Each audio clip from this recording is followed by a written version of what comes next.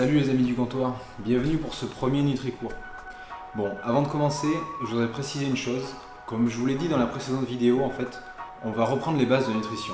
Donc, si vous avez déjà des notions, ces premiers cours ne s'adressent probablement pas à vous.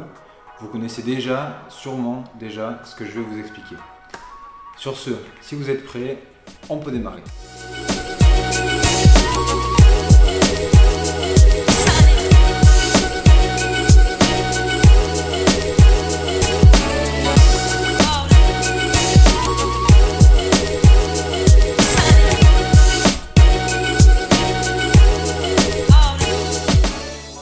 Alors aujourd'hui, on va parler des macros.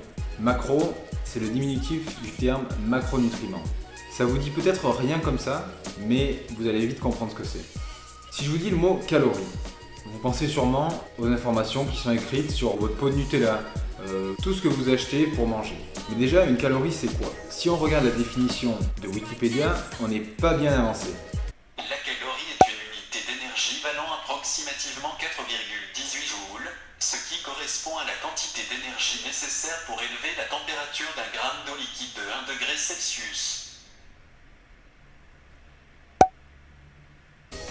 Bref, concrètement, ça veut dire quoi? En nutrition, en fait, une calorie, c'est une unité d'énergie. Pour faire simple, voyez le corps humain comme une immense cheminée ultra sophistiquée qui ne doit jamais s'arrêter de fonctionner. Pour la faire fonctionner, on va donc devoir lui apporter de l'énergie en continu. Et en fait, cette énergie, donc ces calories, on va les trouver dans les aliments. On va les trouver dans 4 types de molécules. Les protéines, les lipides, les glucides et l'alcool. Ça vous dit quelque chose? Alors bravo, vous savez ce que sont les macronutriments. Bon, en fait, seuls 3 de ces 4 molécules sont les macronutriments. Ce sont les protéines, les glucides et les lipides. On reviendra en détail sur le rôle de chacun de ces macros, mais en attendant, vous pouvez retenir ce qui suit. 1 g de protéines correspond à 4 kcal. 1 g de glucides correspond à 4 kcal.